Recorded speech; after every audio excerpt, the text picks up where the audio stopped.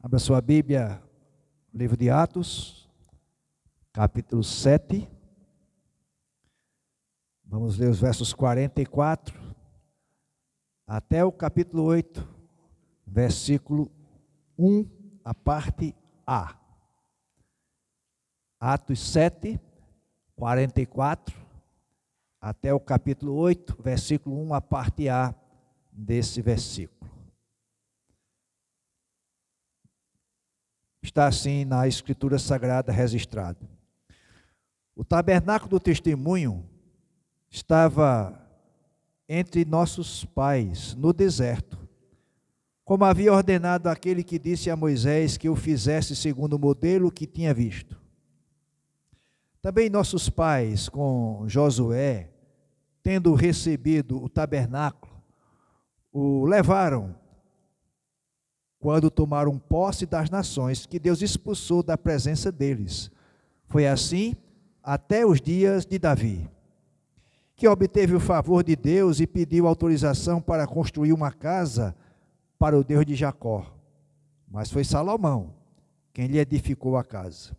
Entretanto, o Altíssimo não habita em casas feitas por mãos humanas, como diz o profeta: o céu é o meu trono, e a terra é o estrado dos meus pés. Que casa vocês edificarão para mim, diz o Senhor? Ou qual é o lugar do meu repouso? Não é fato que a minha mão fez todas as coisas? Homens teimosos e incircuncisos de coração e de ouvidos, vocês sempre resistem ao Espírito Santo. Vocês fazem exatamente o mesmo que fizeram os seus pais. Qual dos profetas os pais de vocês não perseguiram?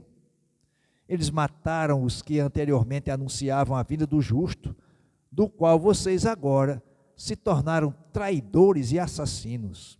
Vocês que receberam a lei por ministério de anjos e não a guardaram. Ao ouvir isso, ficaram com o coração cheio de raiva e rangiam os dentes contra ele. Mas Estevão, cheio do Espírito Santo, fitou os olhos no céu e viu a glória de Deus e Jesus, que estava à direita de Deus. Então disse: eis que vejo os céus abertos e o Filho do Homem em pé à direita de Deus. Eles, porém, gritando bem alto, taparam os ouvidos e unânimes avançaram contra ele. E expulsando-o da cidade, o apedrejaram. As testemunhas deixaram as capas deles aos pés de um jovem chamado Saulo. E enquanto o apedrejavam, Estevão orava dizendo: Senhor Jesus, recebe o meu espírito. Então, ajoelhando-se, gritou bem alto: Senhor, não os condenes por causa deste pecado. E depois que ele disse isso, morreu. E Saulo consentia na morte de Estevão. Amém? Meus amados, texto de hoje, a terceira parte em que nós tratamos esse capítulo 7, Estevão responde ao Sinédrio. O nosso tema geral, a soberania de Deus e a ação do Espírito Santo na vida da igreja. Aqui agora a gente conclui esse capítulo 7, Estevão respondendo ao Sinédrio. E lembre-se que começou por conta da pergunta do sumo sacerdote. Capítulo 7, versículo 1, não é? Então o sumo sacerdote perguntou a Estevão: isto de fato é assim? O que era isso? As acusações contra Estevão, que ele tinha falado mal de Moisés, da lei, do templo e de Deus. E então a defesa de Estevão é expor as Escrituras. E agora chega nessa parte final, e ele conclui o seu sermão, voltando agora o foco para o Sinédrio. Ele agora vai falar diretamente para eles. E o que é que Estevão vai dizer no final aqui do seu discurso, da sua defesa? É que eles, aqueles que estavam acusando Estevão e o Sinédrio, eram como os israelitas pecadores, que continuavam a rejeitar os seus libertadores e a rejeitar a vontade de Deus, adorando a ídolos. E você pode perguntar, onde é que estão os ídolos? No templo, na lei. Eles fizeram da lei do templo ídolos para adoração, deixaram de adorar o Deus Supremo. Então Estevão os compara àqueles israelitas lá do passado, que haviam matado os profetas, e mataram porque eles profetizaram sobre o Messias. Quando Jesus, o Messias, veio, esses que estavam acusando Estevão, também mataram Jesus, o Messias. E agora, se a gente olhar o detalhe, final aqui do capítulo 7, simplesmente o Sinédrio como que comprovou o que Estevão estava pregando. Porque diz o texto que o Estevão foi apedrejado pelo Sinédrio. Ou seja, os seus acusadores fizeram aquilo que ele disse que iam fazer, que os seus pais fizeram no passado e agora estão fazendo com Estevão no presente. Mas é interessante que Estevão tem uma visão do céu e pede para que Deus perdoe esses homens que o apedrejam.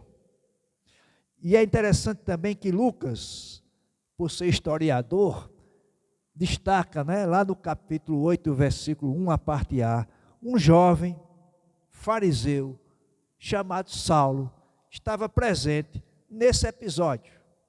E mais, ele aprova essa execução de Estevão.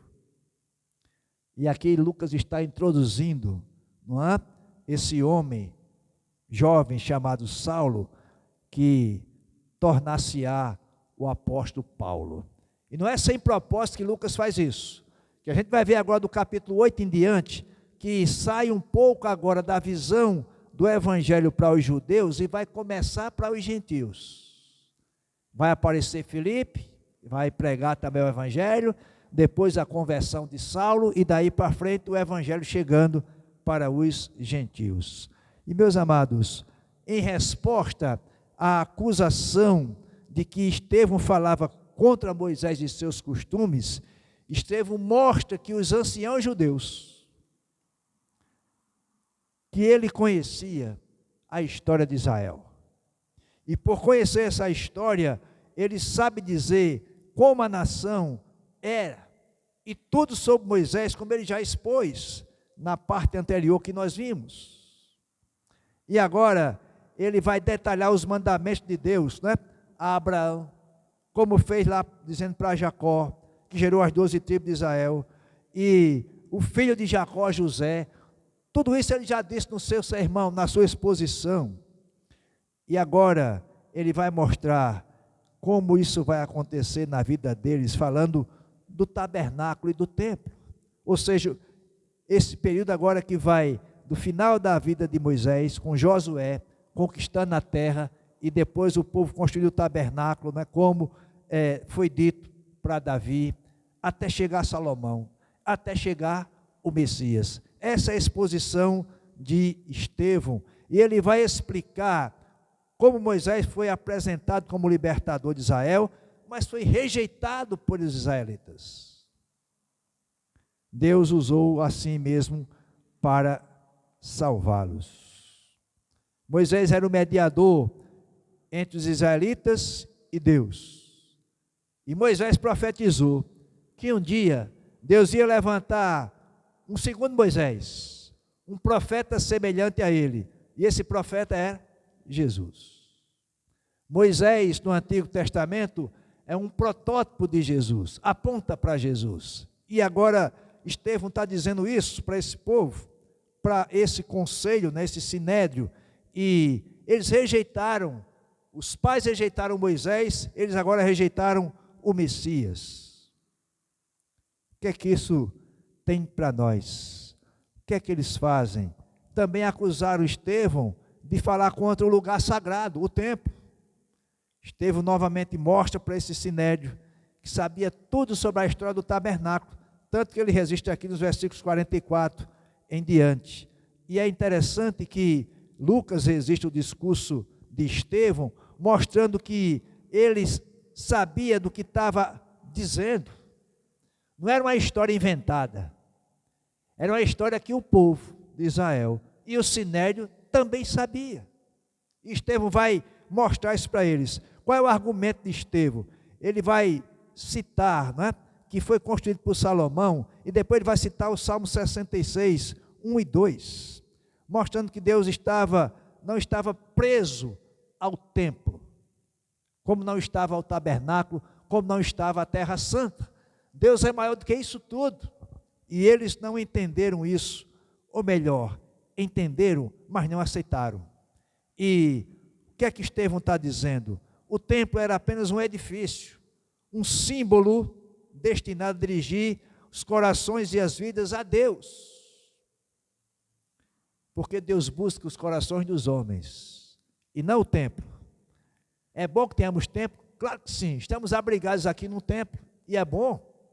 Mas esse templo, essa parte física, não é o que Deus almeja ou espera. O que Ele espera são vidas consagradas, regeneradas, transformadas.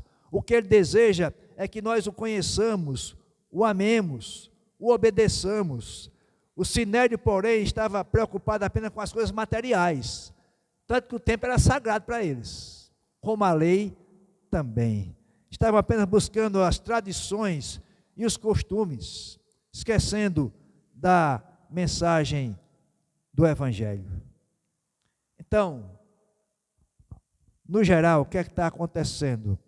Como eles foram derrotados das acusações feitas a Estevão, e derrotados pelo discurso de Estevão, ele agora faz o quê? Estevão agora acusa diretamente os judeus, que perseguiram e mataram os profetas. E ele chega agora no seu argumento a usar as Escrituras, com mais veemência agora. E ele acusa os seus ouvintes de serem homens teimosos, como diz aí no texto para nós. E versículo 51, homens teimosos, na minha tradução, Nova Almeida Atualizada. Na Almeida Revista Atualizada, homens de dura cerviz. Mais ou menos a ideia aqui, homens de pescoço duro, empinados, altivos. Então Estevão está dizendo, é para vocês, essa acusação foi feita aos seus pais por Moisés e pelos profetas. E eles foram acusados de serem circuncisos de coração e de ouvidos. Ou seja, nem o coração nem os ouvidos foi regenerado.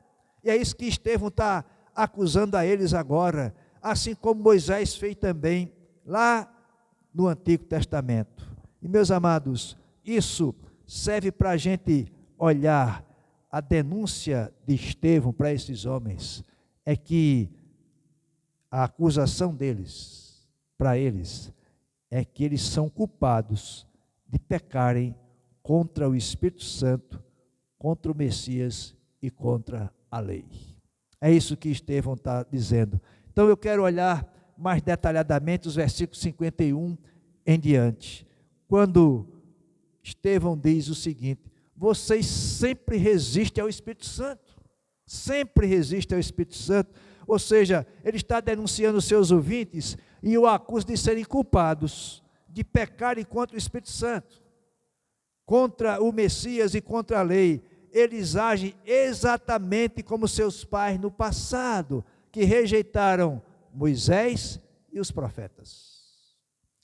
E amados, como diz Estevão aqui, homens teimosos, pescoço duro, incircuncisos de coração e de ouvidos, vocês sempre resistem ao Espírito Santo e agem exatamente como os pais de vocês fizeram lá no passado. O que é que isso serve para nós? Para termos cuidado, para não sermos tomados do mesmo pecado dos nossos antepassados, especialmente no sentido de rejeitar o Messias. E Estevão diz que eles resistem ao Espírito Santo. Verso 52, Lucas registra: qual dos profetas o pai de vocês não perseguiram? Eles mataram os que anteriormente anunciavam a vinda do justo, do qual vocês agora se tornaram traidores e assassinos. Veja que acusação é essa agora. Ora, vocês perseguiram e mataram os profetas, os pais. E agora vocês fizeram a mesma coisa, só que vocês fizeram o quê? Vocês mataram o justo. Quem é esse justo? Jesus Cristo. Pesada a acusação de Estevão, mas essa acusação pesada é a pura verdade. E a gente vai ver que esse sinédrio reconhece isso, essa verdade, só não a aceita.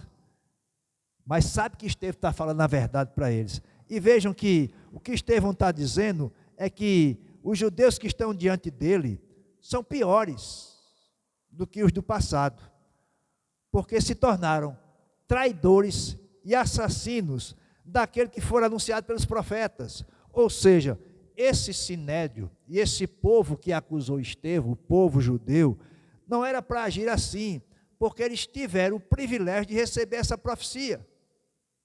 Vai vir um Messias para libertar o meu povo, mas eles mataram esse Messias.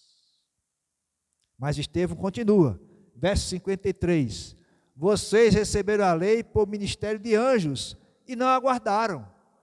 Ora, a acusação que Estevão recebeu foi que ele falava contra a lei. Estevão está dizendo, vocês aqui não cumprem a lei, vocês deturparam a lei, vocês são os privilegiados, porque o fato de receberam a lei por intermédio de anjos, isso está lá no Antigo Testamento, né?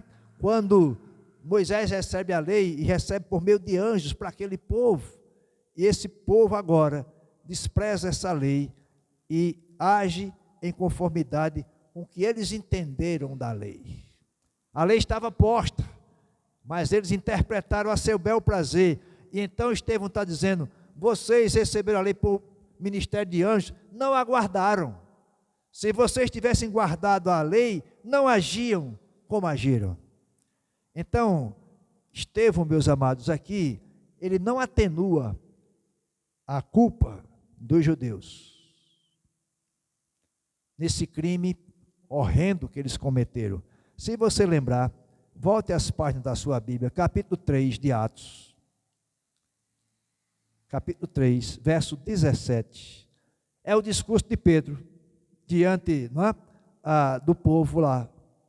E aí, Pedro diz o seguinte, 3,17 de Atos, e agora, irmãos, eu sei que vocês fizeram isso por ignorância, como também as suas autoridades o fizeram. Pedro como que aliviou um pouquinho, Estevão não, Estevão foi direto, não é? Estevão foi lá e disse, vocês mataram o Messias, e receberam a lei, mas não cumpriram a lei.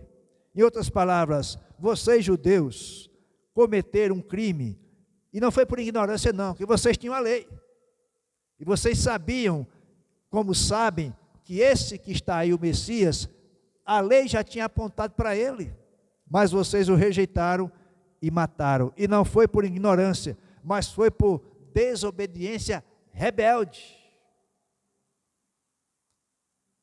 Os profetas religiosos e sacerdotes eram traidores de Deus e assassinos de Jesus Cristo.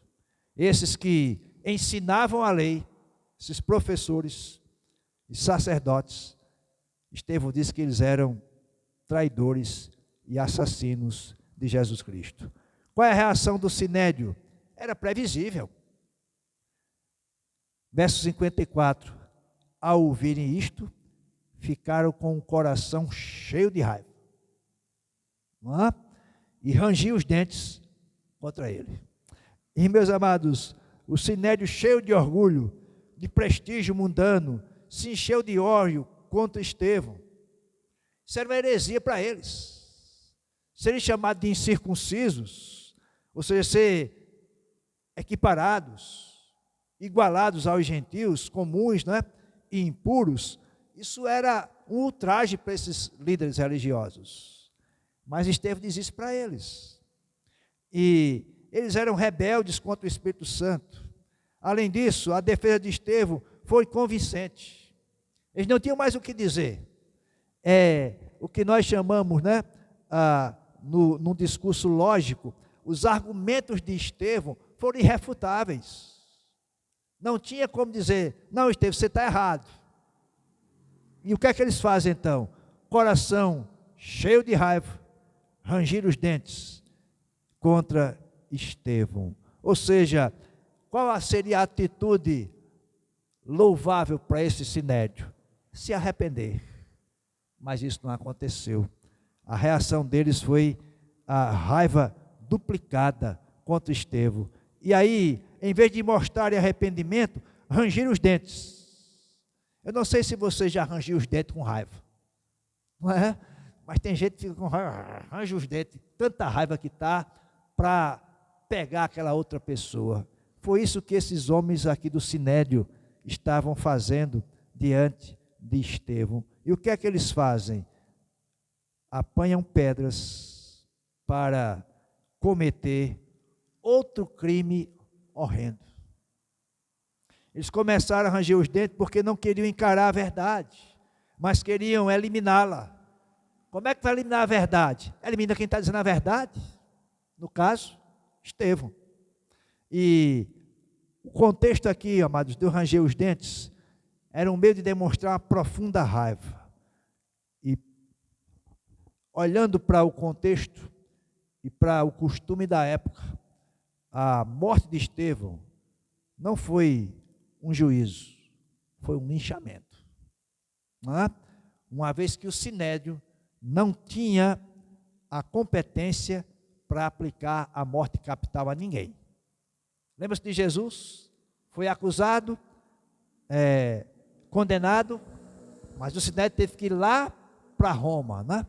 Era o Império Romano que tinha a autoridade para cometer o crime, não os judeus. Mas aqui com Estevão, é o Sinédrio que faz isso. Então não foi um ato de justiça, mas foi um ato de linchamento. Então o que matou Estevão foi uma explosão de ira, cega e incontrolada. Agora, meus amados, eu quero destacar no texto 4 últimos aspectos da vida de Estevão. Observe, verso 55, o que é que acontece? O último olhar de Estevão foi para o céu. Veja verso 55. Mas Estevão, cheio do Espírito Santo, fitou os olhos no céu. Um segundo aspecto na vida de Estevão. O último testemunho de Estevão foi por Cristo. Verso 56. Eis que vejo o céu abertos e o Filho do Homem em pé à direita de Deus. Terceiro aspecto da vida de Estevão, a última súplica de Estevão foi por si mesmo, verso 59. Enquanto apedrejavam, Estevão orava dizendo, Senhor, recebe o meu espírito. E o quarto, a última oração de Estevão pelos seus inimigos, verso 60. Ajoelhando-se, gritou bem alto, Senhor, não os condenes por causa deste pecado. Observaram? Estevão, portanto, tem o último olhar para o céu, o último testemunho dele é por Cristo, a última súplica dele por ele mesmo e a última oração pelos seus inimigos. Que exemplo de vida para nós. Fica, amados, evidente que Estevão cumpre o requisito do vencedor. Como o primeiro mártir da fé cristã, e a palavra mártir, né, do grego significa testemunha, Estevão falou como testemunha fiel do verdadeiro evangelho. E meus amados, é interessante a gente destacar como Estevão está se comportando. Veja o verso 55, Estevão, cheio do Espírito Santo. Mais uma vez, Lucas destaca no livro de Atos essa expressão, cheio do Espírito Santo. Para quê? Para ser testemunha. E note que Estevão, cheio do Espírito Santo, ele agora falando como testemunha, olha para o céu. E meus amados, é isso que o Senhor Jesus deseja e espera de nós, sermos testemunhas fiéis.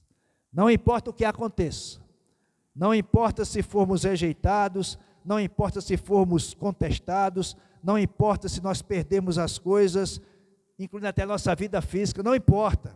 Estevão vê Jesus se preparando para receber no céu, para sentar-se com ele em seu trono e receber a recompensa por sua fidelidade através do sofrimento. Vá comigo para Romanos, capítulo 8, verso 17. Romanos 8, 17.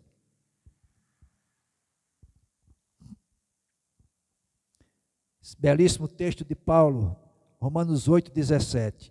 Paulo diz: e se somos filhos, somos também herdeiros, herdeiros de Deus e co-herdeiros com Cristo, se com ele sofremos, para que também com ele sejamos glorificados. Louvado seja o Senhor.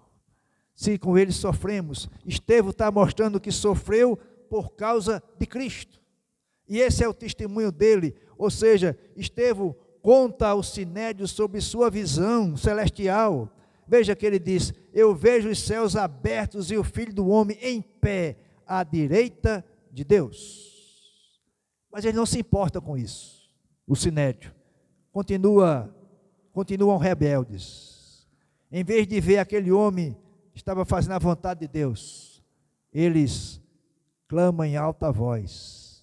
Veja, o que diz o versículo 57, eles, porém, gritando bem alto, taparam os ouvidos. Não quero mais ouvir isso não, Estevão. É o que eles estão dizendo. Chega. Essa sua verdade, essa exposição da Escritura incomoda demais a nós. E então começaram a gritar e a tapar os ouvidos, para não ouvir mais nada que Estevão pudesse dizer. Mas tudo que Estevão havia dito no julgamento fê-los ficar profundamente irados. E aí, a raiva destes homens foi transformar em morte de Estevão. Eles estavam com medo, sentindo culpa, e precisavam eliminar a verdade. E a verdade estava em Cristo, que Estevão estava anunciando. Ou seja, rejeitaram e assassinaram os profetas, o Messias, e agora alguém que falava a respeito desse Messias. O texto diz que unânimes avançaram contra ele, verso 57. Em outras traduções diz: correram para cima dele com um impulso e expulsaram da cidade para apedrejá-lo. E é interessante, meus amados, que Lucas registra, não é? Estevão orando. Não é interessante? Enquanto estão jogando pedras, Estevão está orando. E deixe-me dizer uma informação: aqui as pedras, não é essas pedrinhas pequenas que a gente podia pegar, botar na baladeira, né, e jogar, não. Mais ou menos o terreno lá, onde aconteceu esse episódio, o terreno pedregulho, e as pedras, tamanho de tijolos, de paralelepípedo mais ou menos. Foram essas pedras que eles jogaram sobre Estevão. Imagine aí quanto sofrimento, quanta dor. Mas Estevão está orando. Enquanto estão apedrejando, ele está orando. Diz aí o verso 59. E enquanto apedrejavam, Estevão orava. E orava nesses dois sentidos: Senhor, recebe meu espírito. Que coisa linda! Eu sei em quem tenho crido, e eu estou certo que Ele é poderoso para guardar o meu depósito até aquele dia. Foi o dia de Estevão agora, e ele está dizendo: recebe o meu espírito, Senhor. Mas, ainda mais, agora ele gritou bem alto, na sua oração agora de intercessão: Senhor, não os condenes por causa deste pecado. Meus amados, é impressionante a vida de Estevão para nós. Agora Lucas passa a fazer um registro interessante. Final do versículo 60, e depois que ele disse isso, morreu. Últimas palavras de Estevão foi para que Deus não condenasse aqueles que estavam o apedrejando. Aí Lucas vai e registra, não é? Essa figura que vai se tornar uma figura mais importante da igreja daqui para frente. Lucas escreve, né, no versículo 58b, as testemunhas deixaram as capas deles aos pés de um jovem chamado Saulo. Quem são essas testemunhas? Aqueles que acusaram Estevão. Porque a lei dizia, quem o acusa, ou os acusadores, se o sinédrio, né, entender, ou se a lei entender que ele é culpado, serão os primeiros a tirar as pedras. Então eles tiraram as capas, né, para ficar mais fácil para pegar a pedra e atirar em Estevão. E deixaram as capas aos pés do jovem Saulo. Aí Lucas registra isso para nós. Ou seja, Saulo era um dos fariseus. Provavelmente, alguns historiadores e estudiosos entendem que Saulo fazia parte do sinédrio, mesmo de idade ainda jovem para fazer parte do sinédrio, mas devido à sua capacidade de preparo, alguns acham que ele fazia parte do sinédrio, mas mesmo que não o fizesse, estava presente lá, e consentiu na morte de Estevão. Diz aí o versículo 1 do capítulo 8, e Saulo consentia na morte de Estevão. Ou seja, ele não participa do apedrejamento, mas cuida da veste daqueles que estavam jogando as pedras e está em acordo com estes. Estevão deveria morrer, na visão de Saulo, e os outros crentes também. Saulo torna-se um perseguidor zeloso dos crentes de Jesus. Mas nós veremos lá no capítulo 9 como vai mudar a vida de Saulo. Aguardemos chegar lá nessa exposição do livro de Atos. Eu quero concluir com algumas lições e aplicações para nós, olhando e lembrando os irmãos todo esse discurso de Estevão no capítulo 7. Primeira coisa que eu quero destacar é a centralidade das Escrituras. Meus amados, como o sermão de Estevão foi uma exposição bíblica, tão somente, nada mais do que isso.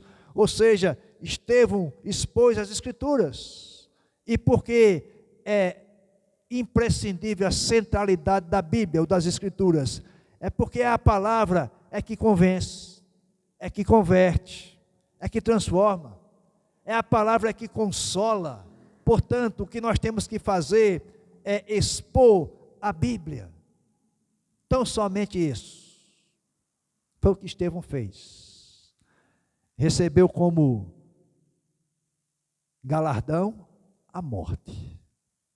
Só que, para os que o mataram, acharam que tinha terminado, né? Mas está, pelo contrário, começando a história da igreja.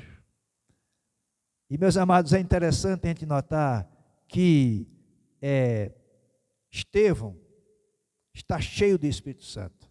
E esse é o segundo destaque que eu quero fazer. Estevão cheio do Espírito Santo, mas nem por isso o sinédrio acreditou, nem Saulo, naquele momento. Mas o sermão expositivo de Estevão pode ter gerado um fruto, que foi Saulo.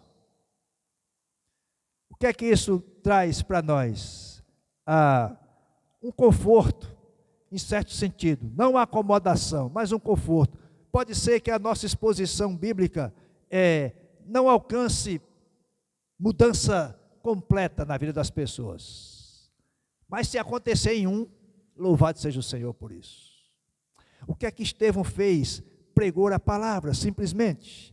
E quando o sermão de Estevão expositivo não houve transformação para quem ele dirigiu, no caso, os membros do sinédrio, isso não deve ser um indicativo de que Estevão não foi bem sucedido, ou que o ministério pastoral não é bem sucedido quando não tem números. Ainda há muita gente avaliando o ministério pastoral pelos números. Estevão, portanto, estaria fora, né? Bem fora. Mas Estevão foi louvado pelo Senhor. Tanto é que tem alguém que diz que, mais ou menos que, o versículo 56, ele viu o Filho do Homem em pé à direita de Deus. Significa que Jesus está aprovando a vida de Estevão, está pronto para recebê-lo, está de pé. Quase sempre aparece Jesus Cristo sentado à destra de Deus, mas que ele está em pé para receber Estevão. Que coisa linda para nós. Terceira lição e aplicação que eu quero destacar: sempre haverá gente que vai ficar furiosa com o Evangelho, sempre. Sempre que você falar do Evangelho, sempre que nós falarmos do Evangelho, vai haver gente furiosa. Por quê? Porque o Evangelho é desafiador. Sempre haverá a reação contrária. Isso é próprio do homem natural. A carne sempre vai ser contrária às coisas do reino de Deus.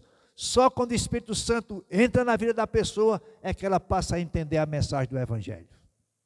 Mas nossa tarefa é, como Estevão, expor a verdade do Evangelho. Quarta lição e aplicação para nós na vida de Estevão: perdoar os nossos inimigos por causa do Evangelho. Foi isso que Estevão fez. Pai, o Senhor não os condene por causa deste pecado. Houve alguém que orou assim também antes? Jesus, o Messias. Pai, perdoa-lhes porque não sabem o que fazem. Estevão está fazendo a oração do Messias também.